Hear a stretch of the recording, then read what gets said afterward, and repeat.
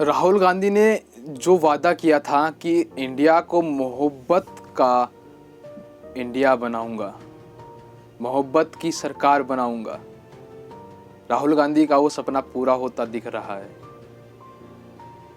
मोहब्बत का हिंदुस्तान बनने जा रहा है।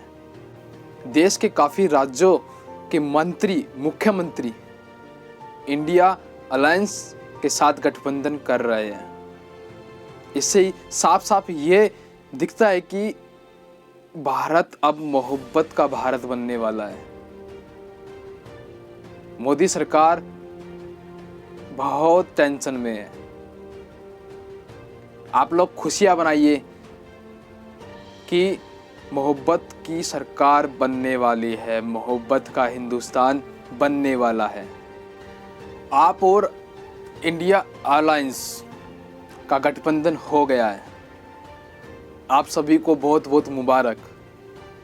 कॉन्फ्रेंस में आप नेताओं ने और इंडियन अलायंस के नेताओं ने मीडिया के सामने सीट शेयरिंग की घोषणा कर दी है। आइए सुनते हैं क्या घोषणा की है, किसको कौन सी जगह की सीट मिल रही है। संदीप पाठक जी, आतिशी जी, दीपक बाबरिया जी, सौरभ भारद्वाज जी, अरविंदर सिंह लवली जी और यहाँ पर उपस्थित सभी पत्रकार साथियों, नमस्कार। पिछले कुछ समय से इंडिया गठबंधन के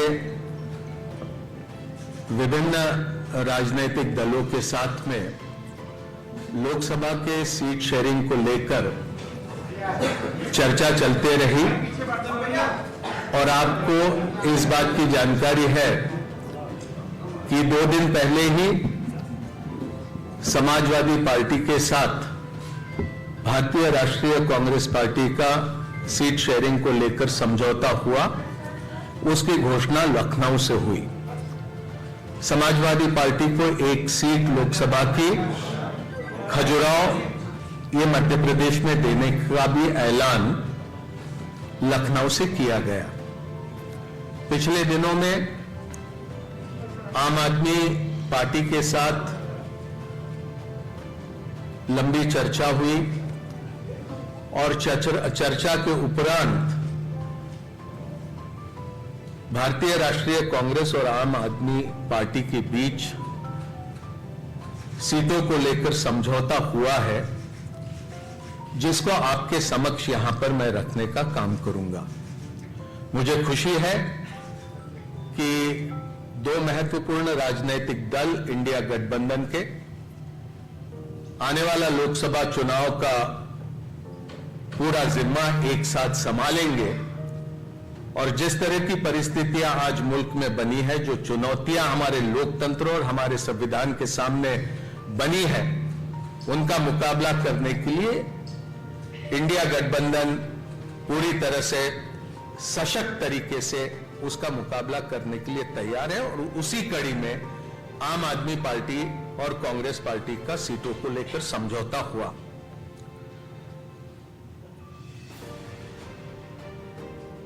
दिल्ली लोकसभा में 7 सीटें हैं। आम आदमी पार्टी 4 पे लड़ेगी। वो 4 सीटें नई दिल्ली, वेस्ट दिल्ली, साउथ दिल्ली और ईस्ट दिल्ली। कांग्रेस पार्टी 3 सीटों पर दिल्ली में चुनाव लड़ेगी, चांदनी चौक, नॉर्थ ईस्ट और नॉर्थ वेस्ट। गुजरात में 26 लोकसभा सीटें हैं। 24 पर कांग्रेस लड़ेगी।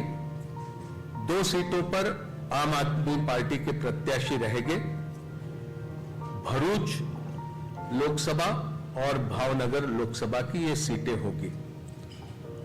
हरियाणा में 10 लोकसभा सीटों में से 9 सीटों पर भारतीय राष्ट्रीय कांग्रेस लड़ेगी और 1 सीट जो कुरुक्षेत्र की है, वहां पर आम आदमी पार्टी के प्रत्याशी लड़ेंगे।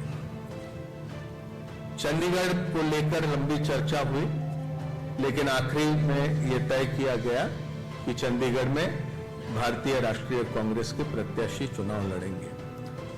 गोवा में भी, खास करके दक्षिण गोवा में विस्तार से चर्चा हुई, लेकिन फिर यह तय किया गया कि गोवा की दोनों सीटें ये भारतीय राष्ट्रीय कांग्रेस पार्टी लड़ेंगी। तो संक्षेप में ये सीटों को लेकर ये जानकारी आपके समक्ष रखनी थी। ये संभव है, दो अलग अलग राजनीतिक दल हम होने की वजह से अलग अलग चुनाव चिन्हों पर हम ये चुनाव लड़ेंगे, लेकिन हमारी जिम्मेदारी रहेगी कि दिल्ली में कांग्रेस पार्टी 3 पर प्रत्याशी रखने के बाद भी 7 पर हम किस तरह से कामयाब हो सकते हैं, उस दिशा में हमारा प्रयास रहेगा और हमारे तमाम कार्यकर्ता और नेता उस दिशा में प्रयास करेंगे। और इसी तरह की स्थिति सभी राज्यों में हम दोनों दलों के बीच में ही नहीं, तो इंडिया गठबंधन में जितने भी राजनीतिक दल हैं, वो सभी तालमेल के साथ काम करते हुए अधिक से अधिक प्रत्याशियों को कामयाब करने की दिशा में प्रयास करेंगे। ये बोल दिया हो गया। हरियाणा, चंडीगढ़ बोल दिया।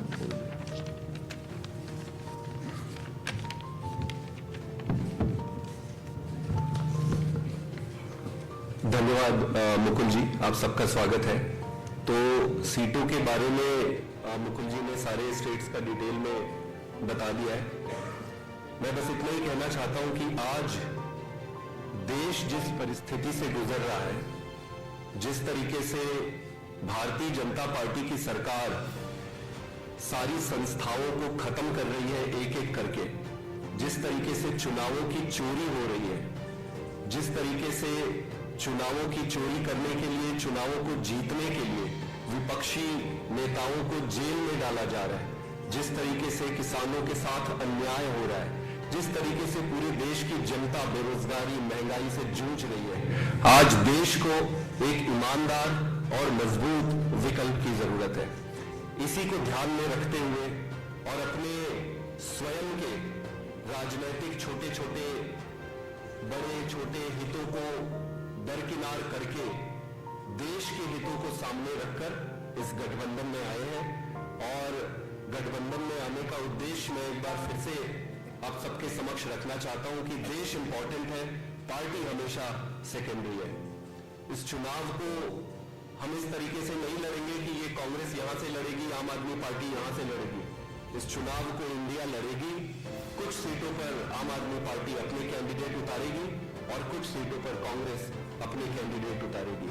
मेरा ये मानना है कि भारतीय जनता पार्टी के जो कैलकुलेशन और जो भी इन्होंने अपनी रणनीति बनाई थी, वो सारा इस अलायंस के बाद से उलटफेर हो जाएगा और देश की जनता के साथ मिलकर ये चुनाव लड़ेंगे और ये चुनाव जीतेंगे। बहुत बहुत धन्यवाद।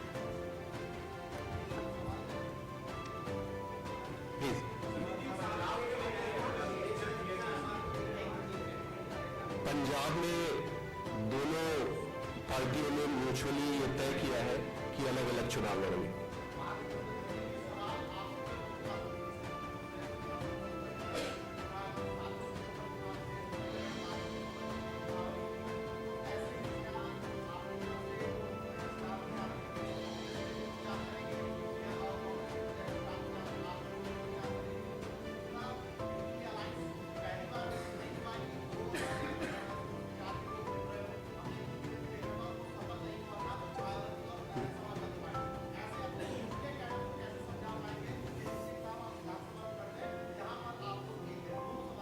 देखिए, हमारा पूरा कैडर देश के लिए राजनीति में आया था। आज अगर हमारे कैडर से पूछोगे कि क्या इंपॉर्टेंट है, वो कहेगा कि देश इंपॉर्टेंट है। और वो भली भांति आज की राजनीतिक परिस्थिति को समझ रहे। तो मिलकर लड़ेंगे, कैडर साथ में लड़ेगी। और रहा सवाल कैंपेन के छोटे छोटे जो प्रश्न आपने पूछे हैं, वो सारा मिलकर जब स्ट्रैटेजी बनाएंगे तो उस पर डिस्कस कर लेंगे।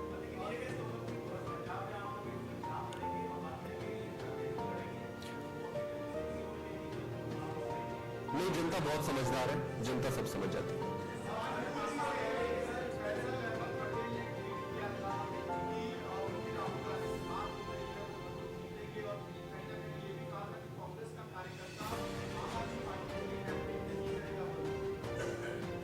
देखिए, सारी परिस्थितियों को समझकर राय मशवरा करके ये हमने फैसला किया है, ये दोनों राजनीतिक दलों के बीच में, और मुझे पूरा विश्वास है कि ये फैसले का सम्मान कांग्रेस का हर कार्यकर्ता करेगा और आम आदमी पार्टी के भी कार्यकर्ता ये समझौता पूरा इसको मानेंगे।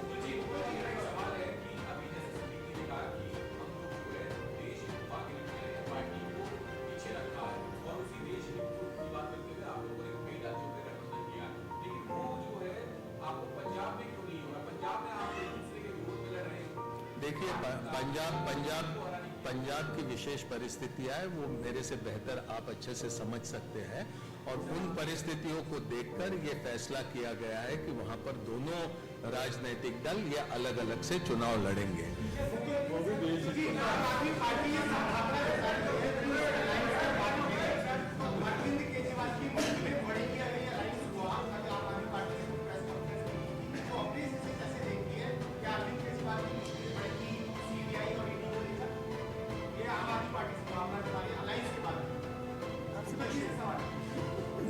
देखिए, ये सिर्फ आम आदमी पार्टी या आम आदमी पार्टी के नेता अरविंद केजरीवाल जी तक के ही ये प्रश्न सीमित है, ऐसा मैं नहीं मानता हूं।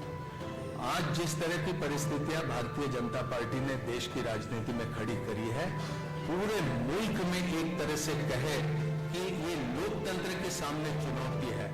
हर किसी के ऊपर ईडी, हर किसी के ऊपर सीबीआई, हर किसी के ऊपर इनकम टैक्स, हर किसी के ऊपर इस तरह से दबाव डालने की राजनीति भारतीय जनता पार्टी कर रही है, जो हम समझते हैं कि भारत के लोकतंत्र के लिए बहुत खतरनाक है।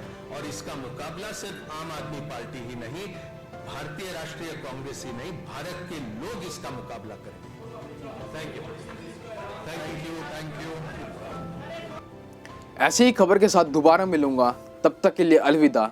जय भीम, जय भारत।